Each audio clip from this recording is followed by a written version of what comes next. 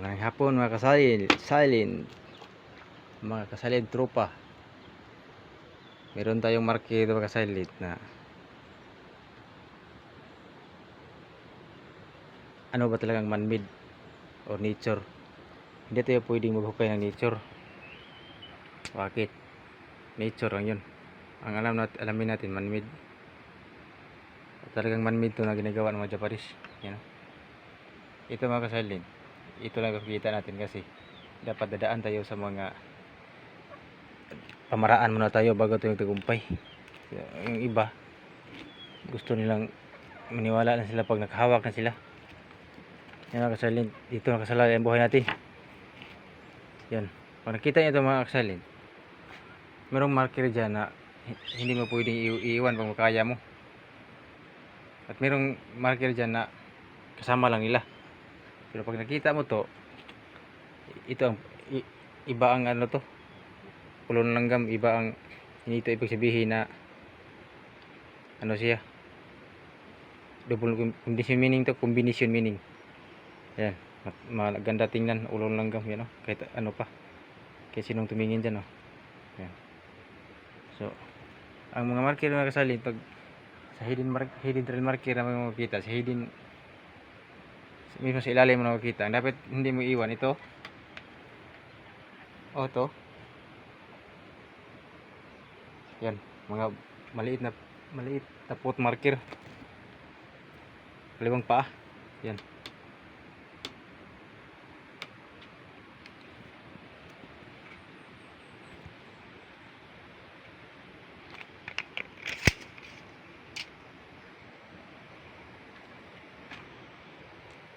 One foot standard.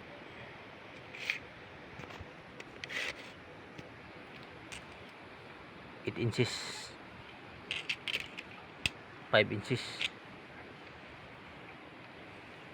6 inches.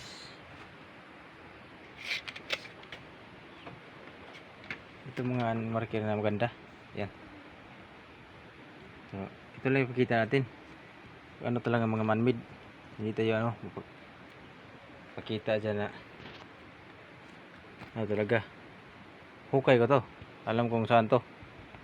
So pwede ko itong ipakita pero masyadong ngayon umuulan.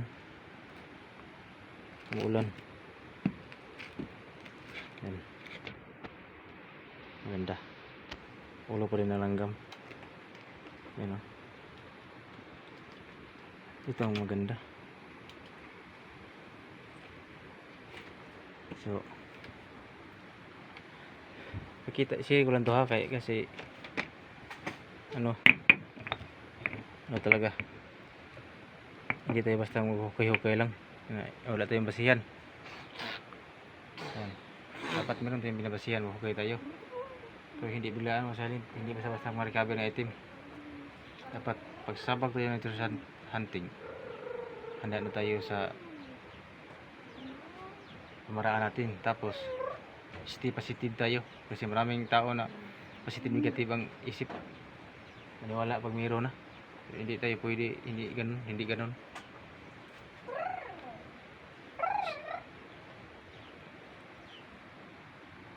Yun lang mga salin, marami naman to. Yun ang pangano dito, yan mukha ng hayop. Ayan ayan, mga actual encounter ko mga silent. Wala na, hindi naman ibig sabihin na bakit ito ginanon to. Dito nakasalalay ang buhay natin. So example, sabihin natin bakit ginalaw, malaman mo kung hindi mo kinuha to o ano to. So linisan mo talaga, naka-standard sukat. Tapos example, pag ito na forma to ng chinilas, ang chinilas pag hindi mo isusuot, hindi mag-travel yon, walang daliri. So wag mong iwan to pag mayroon to ganun, di ba? Hindi na to siya mag-travel, HTE marker na to. Iba na yun, marami ito, basta marami. Ito rin importante yung salin to, kahit saan kayo magtanong. Yan. Tingnan nyo. Tingnan nyo kasalin. Marami pa to. Marami pong pot marker na kuha kong kasalin. I-share natin to kasi para malaman na ng lahat na ano talagang man-made, ano talagang nature. Yan. Para siyang question mark. Ito napakaganda. Maganon lang. Yan. Pero hindi ibig sabihin na ano, nakita nyo to, isa tong pointer, hindi. Marami anong meaning to. Ang importante lang ito. Ulitin natin. Ito, maganda naman to.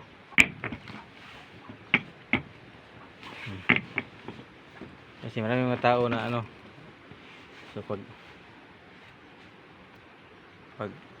malaman mo, marami mga ano tao na pag na ano ka sa marker, bakit hindi ka pa naka ano ng item yan nako. Yung hindi basta-basta recover item lalo na pag mga imperial site, prepradong site. Didaan ka muna sa ano, didaan ka muna sa maraming pagsubok. Yan mga silent, totoo lang. So man-made marker HTM yan. Man-made talaga yan.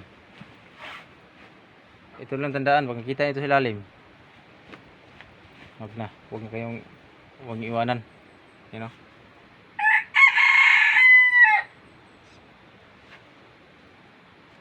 Ginito ko kasi paano mo malaman ang sukat pag itataboy mo to. Gusto ka ng maghukay item ang nasa isip mo palagi, hindi ganoon. Napakalaking mali yun. Linisan yung mga marker. So wag niyong ano, itaboy ano, hindi pwede. Ano? Tingnan niyo mabuti.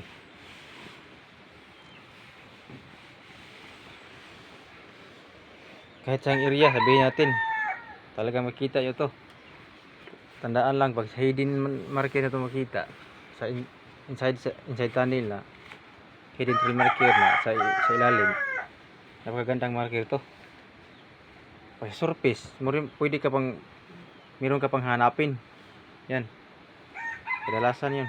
Yan. Kaliwang paa. Yan o, silent. I-share ko lang to. Kasi marami namang ano sa Facebook na ano yun, anong parikod po, mahirap sa online. Pero i-share ko lang kasi pagka ang tandaan lang natin pag HTM na to, maganda. Yan. Siguro 8 inches, pot marker, 8 feet sana.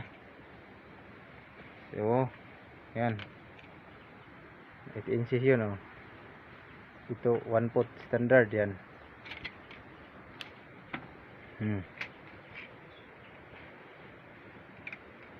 Sana yun ipakita ko mga salit.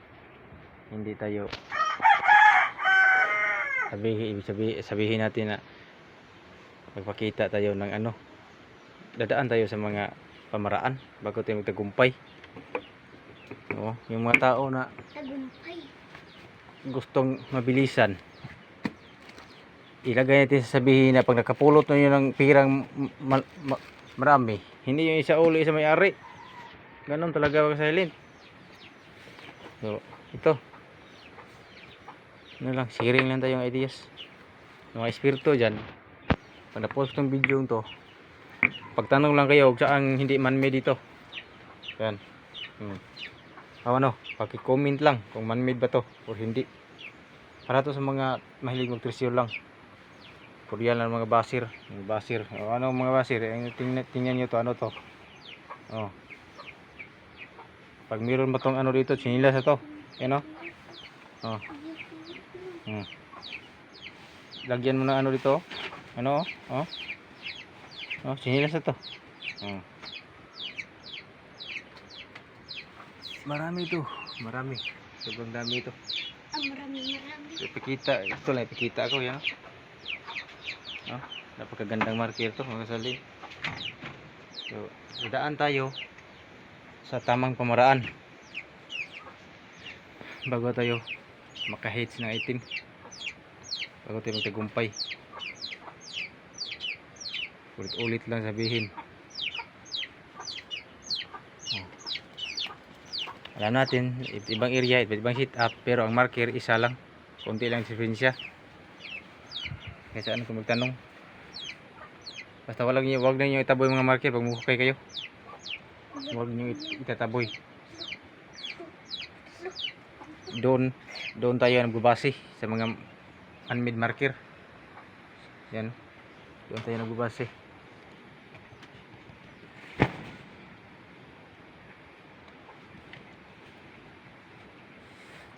Hindi tulad ng iba na paghukay marker taboy. Marker taboy. Di pwede yung masalit.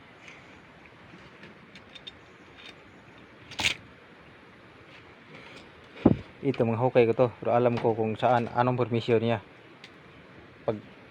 Pag ikaw ang nagka-encounter, hindi mo talagang makalimutan ng saan to, anong permission sa ilalim. Linisan lang niyo. One foot ni. Yan. So, maka mayroong mga danger sign na mataboy niyo, hindi niyo alam mayroong mga trap diyan. At mga deadly trap, yung mga poisonous. Talagang matatamaan niyo. So, delikado. Lalo na, pero mayroon talagang mga mga bomb marker. Dito sa amin, mayroong ng bomba ng tamaan ng asarol. So, pag World War II siguro to. Ay, turnover nila sa ano. So, dapat linisan ang mga marker. Hindi natin tingnan ang marker sa isa lang side. Dapat ganun. Lalo na pag remap natin sa area. Buong paligid. Tingnan mo buong paligid. Tapos tingnan mo buong paligid. Hanap ka ng mga posibleng naka-point sa dig side. Malaman yun ng sentro kayo kasi mag-match ang anong nakaturo sa ilalim. Tapos mag-match sa ilalim. At tamang sukat. Tamang sukat. Hindi basta-basta naghuhukay na makasalint na walang binabasihan. Totoo lang. Sariling encounter ko to. Ito ang first time ko na encounter. Paana, parang dalawang mo. Obstacle tunnel to mga kasilent. Yan. Obstacle tunnel. 15. Halos walang lupa. Halos lahat bato.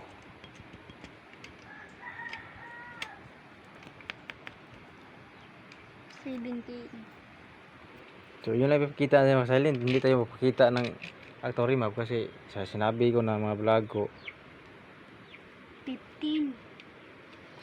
ako na mag-isa kasi mga tao dito mga silent mayroong sensitive ang isip. So hindi yung taong hinanap ko. To see is to believe. Hindi pwede sa pag-treasure. So hanggat sa mga kaya natin. So patuloy tayo. Ako nag-sharing rin ako ng mga marker kasi dami talaga magpag-ano sa online. Anong parikod. Ito lang kung mapanood nyo to. Pag sa itaas nyo to makita, meron pa kayong hanapin. Dapat meron kayong decoder. Pag sa ilalim na, ito na, huwag niyo iwan. Yan. Pag sobrang laki, dyan na. Hindi na basta-basta yun. Ito hindi masyadong laki ito, magano lang. So maganda ang mga marker to. Ito iba na to. So alam natin ang mga itong iba. Pero ito lang importante masalin to. Kaya saan kayo magtanong? Yan, yung dalawa. Ito. Pot marker rin to. Pati ito. Yan.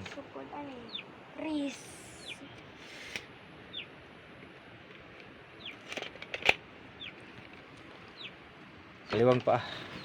Yan. Klarong-klaro. Tigan yung maigi. Susunod, marami pa akong i-vlog ng mga marker. Alamin na ito lahat. Man-made ba o hindi. Paano tayo Maghukay lang dyan nga nature. Nako, hindi na pwede. Ulitin din sasabihin, dapat ilagay din sasabihin na pumunta tayo sa area. Pag wala kayong mapa, so maligaw kayo. So, pag meron kayong sketch map,